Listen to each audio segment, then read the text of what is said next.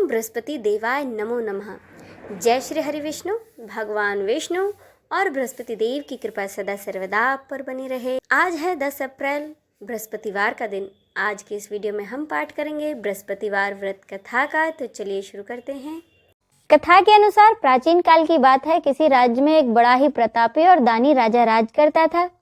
वह हर गुरुवार को व्रत रखता था और दीन दुखियों की मदद किया करता था, परंतु ये बात उसकी रानी को बिल्कुल अच्छी नहीं लगती थी। वह न तो व्रत करती थी और ना ही दान पुण्य में विश्वास रखती थी।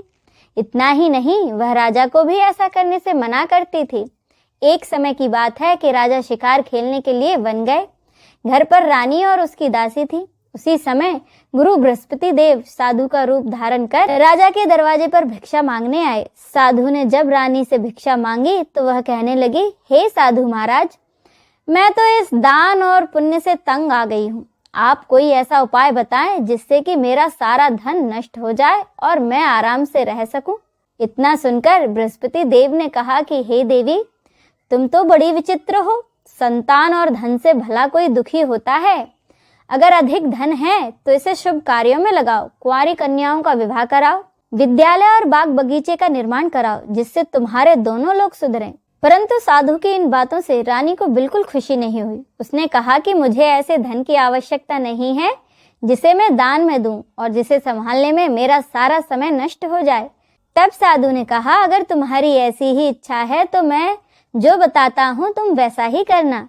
गुरुवार के दिन तुम अपने घर को गोबर से लीपना, अपने बालों को पीली मिट्टी से धोना, राजा से हजामत बनाने को कहना, भोजन में मांस मदिरा का प्रयोग करना, कपड़े धोबी के यहाँ धुलने देना। इस प्रकार 7 बृहस्पतिवार करने से तुम्हारा समस्त धन नष्ट हो जाएगा। इतना कहकर साधु के रूप में आए बृहस्पति देव वहां से अंतर्धान हो गए। साधु के कहे अनुसार रानी को केवल 3 ही बृहस्पतिवार बीते थे कि उसकी समस्त धन संपत्ति नष्ट हो गई। तब एक दिन राजा रानी से बोला कि रानी, तुम यहीं रहो, मैं दूसरे देश जाता हूँ, क्योंकि यहाँ पर सभी लोग मुझे जानते हैं, इसीलिए मैं कोई छोटा काम नहीं कर सकता। ऐसा कहकर राजा दूसरे देश चला गया। वहां वह जंगल से लकड़ी काट कर लाता और शहर में जाकर बेचता। इस तरह वह अपना जीवन व्यतीत करने लगा। इधर राजा के परदेश जाते ही रानी और दासी दुखी रहने लगी। एक बार जब रानी और उसकी दासी को 7 दिन तक बिना भोजन के रहना पड़ा तो रानी ने अपनी दासी से कहा कि दासी, पास ही के नगर में मेरी बहन रहती है, वह बड़ी धनवान है, तू उसके पास जा और कुछ ले आ ताकि थोड़ी बहुत गुजर बसर हो जाए। दासी रानी की बहन के पास गई। उस दिन गुरुवार था और रानी की बहन उस समय बृहस्पतिवार व्रत कथा सुन रही थी।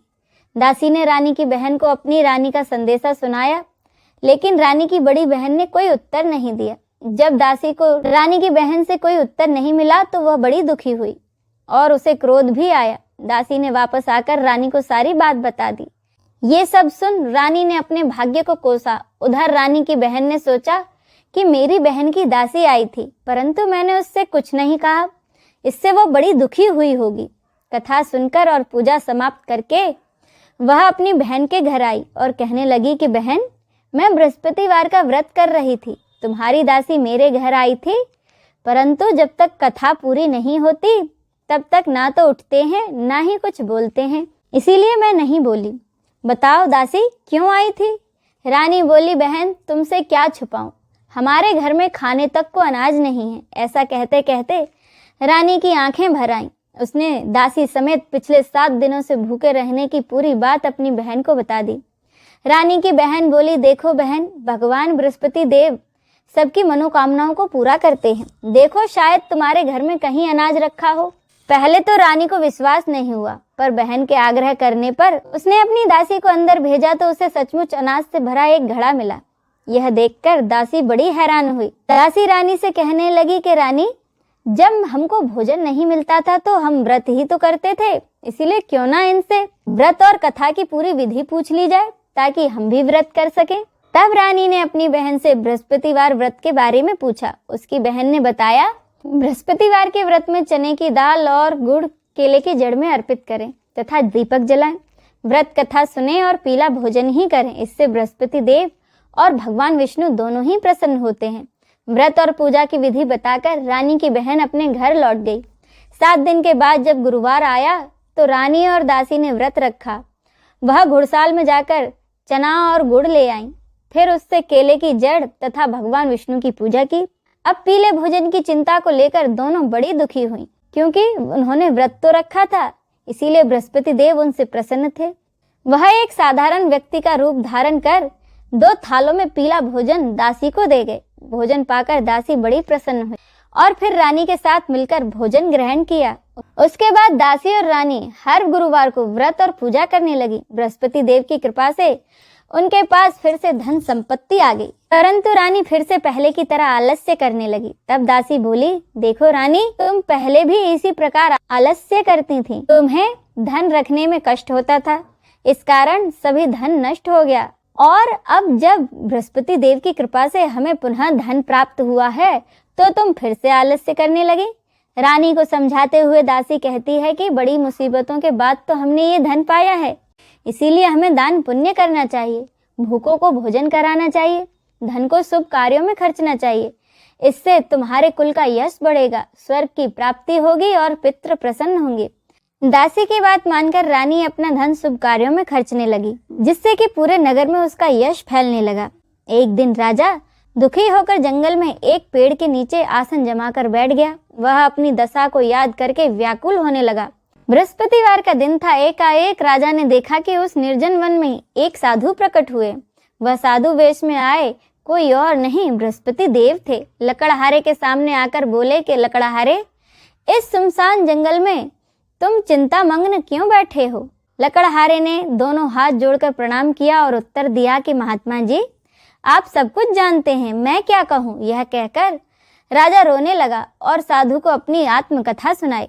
साधु वेश में आए बृहस्पति देव ने कहा, तुम्हारी स्त्री ने बृहस्पति के दिन बृहस्पति भगवान का निरादर किया था, जिसके कारण रुष्ट होकर उन्होंने तुम्हारी यह दशा कर दी। अब तुम चिंता को दूर करके मेरे कहने पर चलो, तुम्हारे सब कष्ट दूर हो जाएंगे और भगवान पहले से भी अधिक तुम्हें धन संपत्ति देंगे। तुम बृहस्पति के दिन कथा किया करो, 2 पैसे के चने मुनक्का लाकर उसका प्रसाद बनाओ और शुद्ध जल से लोटे में शक्कर मिलाकर अमृत तैयार करो। कथा के बाद अपने सारे परिवार और सुनने वाले प्रेमियों में अमृत व प्रसाद बांटकर दूध भी ग्रहण करो। ऐसा करने से भगवान तुम्हारी सभी मनोकामनाओं को पूरा करेंगे। साधु के ऐसे वचन सुनकर लकड़हारा बोला कि हे भगवान, मुझे लकड़ी बेचकर इतना पैसा नहीं मिलता कि जिससे मैं भोजन के उपरांत कुछ बचा सकूं। मैंने रात में अपनी स्त्री को व्याकुल देखा है, मेरे पास कुछ पैसे भी नहीं जिससे कि मैं उसकी खबर मंगा सकूं। साधु ने कहा कि लकड़हारे, तुम किसी बात की चिंता मत करो। बृहस्पति के दिन तुम रोजाना की तरह लकड़ियां लेकर शहर जाओ, तुमको रोज से दुगना धन प्राप्त होगा, जिससे तुम भली भांति भोजन कर लोगे तथा बृहस्पति देव की पूजा का सामान भी आ जाएगा। इतना कहकर वह साधु अंतर्धान हो गए। धीरे धीरे समय व्यतीत होने पर फिर से बृहस्पतिवार का दिन आया। लकड़हारा जंगल से लकड़ी काटकर शहर में बेचने गया। उसे उस दिन लकड़ियों का दाम अधिक मिला। राजा ने चना गुड़ आदि लेकर गुरुवार का व्रत किया। उस दिन से उसके सभी कष्ट दूर हो गए। परंतु जब दोबारा गुरुवार आया तो बृहस्पतिवार का व्रत राजा करना भूल गया। इस कारण बृहस्पति भगवान नाराज हो गए। उस दिन उस नगर के राजा ने विशाल यज्ञ का आयोजन किया था तथा शहर में यह घोषणा करा दी कि कोई भी मनुष्य अपने घर में भोजन न बनाए, न आग जलाए, समस्त जनता मेरे यहाँ आकर भोजन करे। इस आज्ञा को जो न मानेगा उसे फांसी की सजा दी जाएगी। इस तरह की घोषणा संपूर्ण नगर में करवा दी गई। राजा की आज्ञा के अनुसार शहर के सभी लोग भोजन करने गए, लेकिन लकड़हारा कुछ देर से पहुंचा, इसीलिए राजा उसको अपने साथ अपने घर ले गए और अपने घर जाकर उसे भोजन करा रहे थे। तो रानी की दृष्टि उस खुंटी पर पड़ी जिस पर कि उसका हार लटका हुआ था, पर वह हार वहां दिखाई नहीं दिया। रानी ने निश्चय किया कि मेरा हार इसी मनुष्य ने चुरा लिया। उसी समय सिपाहियों को बुलाकर उस लकड़हारे को जेल में बंद करवा दिया गया। जब लकड़हारा कारागार में पड़ गया और बहुत दुखी होकर विचार करने लगा कि न जाने मेरे कौन से पूर्व जन्म के कर्म से मुझे यह दुख प्राप्त हुआ है, और उसी साधु को याद करने लगा जो कि जंगल में मिला था। उसी समय तत्काल बृहस्पति देव साधु के रूप में प्रकट हुए और उसकी दशा को कहने लगे, अरे मूर्ख, तूने बृहस्पति देव की कथा नहीं करी, इस कारण तुझे यह दुख प्राप्त हुआ है। अब चिंता मत कर, बृहस्पतिवार के दिन कारागार में ही दरवाजे पर 4 पैसे पड़े मिलेंगे, उनसे तू बृहस्पति देव की पूजा करना, तेरे सभी कष्ट दूर हो जाएंगे। साधु के कहे अनुसार बृहस्पतिवार के दिन उसे 4 पैसे मिले। लकड़हारे ने कथा कही। उसी रात को बृहस्पति देव ने उस नगर के राजा को सपने में आकर कहा कि राजा, तुमने जिस आदमी को कारागार में बंद कर दिया है वह निर्दोष है, वह तो दूसरे नगर का राजा है, उसे छोड़ देना। रानी का हार उसी खुंटी पर लटका है, अगर तू ऐसा नहीं करेगा तो मैं तेरे राज्य को नष्ट कर दूंगा। इस तरह रात के सपने को देखकर राजा प्रातःकाल उठा और खुंटी पर हार देखकर लकड़हारे को बुलाकर क्षमा मांगी तथा लकड़हारे को सुयोग्य वस्त्र आभूषण देकर उसे विदा किया। बृहस्पति देव की आज्ञा अनुसार लकड़हारा अपने नगर को चल दिया। राजा जब अपने नगर के निकट पहुंचा तो उसे बड़ा आश्चर्य हुआ। नगर में पहले से अधिक बाग बगीचे, तालाब, कुएं और बहुत सी धर्मशालाएं और मंदिर बन गए थे। राजा ने पूछा, यह किसका बाग और धर्मशाला है? तब नगर के सब लोग कहने लगे, यह सब रानी और उसकी दासी के हैं। तो राजा को बड़ा आश्चर्य हुआ और गुस्सा भी आया। जब रानी ने यह खबर सुनी कि राजा आ रहे हैं तो उन्होंने बांदी से कहा कि दासी, देखो राजा हमको कितनी बुरी हालत में छोड़ गए थे, हमारी ऐसी हालत देखकर वह लौट न जाए, इसीलिए तू दरवाजे पर खड़ी हो जा। आज्ञा अनुसार दासी दरवाजे पर खड़ी हो गई। राजा जब आए तो उन्हें अपने साथ लेवा लाई। तब राजा ने क्रोध करके अपनी रानी से पूछा, यह धन तुम्हें कैसे प्राप्त हुआ है? तब उन्होंने कहा, हमें यह सब धन बृहस्पति देव के कृपा से प्राप्त हुआ है। राजा ने निश्चय किया कि अब 7 रोज बाद सभी बृहस्पति देव का पूजन करते हैं, परंतु मैं प्रतिदिन 3 बार कहानी तथा रोज व्रत किया करूंगा। अब हर समय राजा के दुपट्टे में चने की दाल बंधी रहती तथा दिन में 3 बार कहानी कहता। एक रोज राजा ने विचार किया, चलो अपनी बहन के यहाँ हो आऊं। इस तरह निश्चय कर राजा घोड़े पर सवार होकर अपनी बहन के यहाँ को चलने लगा। मार्ग में उसने देखा कि कुछ आदमी एक मुर्दे को ले जा रहे हैं। उन्हें रोककर राजा कहने लगा, अरे भाइयों, मेरी बृहस्पति देव की कथा तो सुन लो। वे बोले, लो हमारा आदमी मर गया है और इसको अपनी कथा की पड़ी है। परंतु कुछ आदमी बोले, अच्छा कहो, हम तुम्हारी कथा भी सुनेंगे। राजा ने दाल निकाली और जब कथा आदि हुई तो मुर्दा हिलने लग गया और जब कथा समाप्त हो गई तो वह मुर्दा राम राम करके मनुष्य की तरह उठ खड़ा हो गया। आगे मार्ग में उसे एक किसान खेत में हल चलाता मिला। राजा ने उसे देखा और उससे बोले, अरे भैया, तुम मेरी बृहस्पतिवार की कथा सुन लो। किसान बोला, जब तक मैं तेरी कथा सुनूंगा तब तक 4 हरिया तो जोत लूंगा, जा अपनी कथा किसी और को सुनाना। राजा के खेत से हटते ही बैल पछाड़ खाकर गिर गए तथा किसान के पेट में बड़ी जोर का दर्द होने लगा।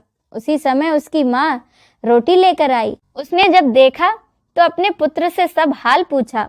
बेटे ने सभी हाल अपनी माँ से कह दिया तो उसकी माँ दौड़ी दौड़ी उस घुड़सवार के पास गई और उससे बोली कि मैं तेरी कथा सुनूंगी, तू अपनी कथा मेरे खेत पर चलकर ही कहना। राजा उसके खेत पर जाकर कथा कहने लगा, जिसके सुनते ही वह बैल उठ खड़े हुए तथा किसान के पेट का दर्द भी बंद हो गया।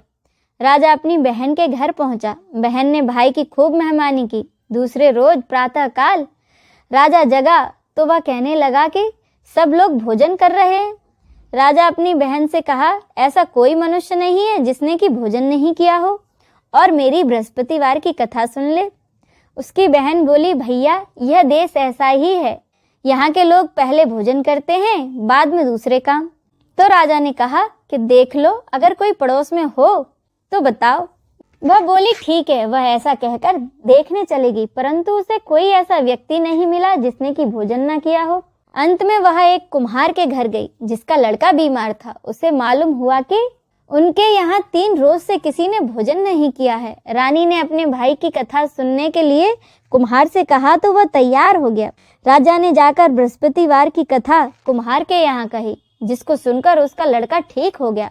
अब तो राजा की प्रशंसा होने लगी। एक रोज राजा ने अपनी बहन से कहा कि बहन, हम अपने घर को जाएंगे, तुम भी तैयार हो जाओ। राजा की बहन ने अपनी सास से कहा कि सासू माँ, मैं अपने मायके जा रही हूँ। तो उसकी सास ने कहा, ठीक है, चली जाओ, लेकिन अपने लड़कों को मत ले जाना, क्योंकि तेरे भाई के कोई औलाद नहीं है। बहन ने अपने भाई से कहा कि भैया मैं तो चलूंगी, पर कोई बालक नहीं जाएगा। राजा बोला कि जब कोई बालक ही नहीं चलेगा तब तुम ही क्या करोगी। बड़े दुखी मन से राजा अपने नगर को लौट आया और सारी बातें अपनी रानी को बताई। रानी बृहस्पति देव से प्रार्थना करने लगी और कहने लगी कि हे बृहस्पति देव, हमें आपने सब कुछ दिया है, हमें एक औलाद भी अवश्य दें। उसी रात को बृहस्पति देव ने राजा को सपने में कहा कि राजा उठ, सभी सोच त्याग दे, तेरी रानी गर्भ से है। राजा यह बात सुनकर बड़ा खुश हुआ। 9वें महीने में रानी के गर्भ से एक सुंदर पुत्र पैदा हुआ। तब राजा बोला कि रानी, स्त्री बिना भोजन करे रह सकती है, पर बिना कहे नहीं। जब मेरी बहन यहाँ आए तो तुम उससे कुछ मत कहना। रानी ने कहा ठीक है। जब राजा की बहन ने यह शुभ समाचार सुना तो वह बहुत खुश हुई और बधाई लेकर अपने भाई के घर आ गई। तब रानी ने कहा, जब भाई लेने गया था तब तो नहीं आई और अब दौड़ी दौड़ी चली आई। राजा की बहन बोली, भाभी मैं इस प्रकार न कहती तो तुम्हें औलाद कैसे मिलती। बृहस्पति देव ऐसे ही हैं, जैसे जिसके मन में कामनाएं हैं सभी को पूर्ण करते हैं। जो व्यक्ति सद्भावना पूर्वक बृहस्पतिवार का व्रत करता है एवं कथा पढ़ता और सुनाता है, बृहस्पति देव उसकी सभी मनोकामनाएं पूरी करते हैं। बोलिए गुरु बृहस्पति की जय, भगवान विष्णु की जय। हर हर महादेव।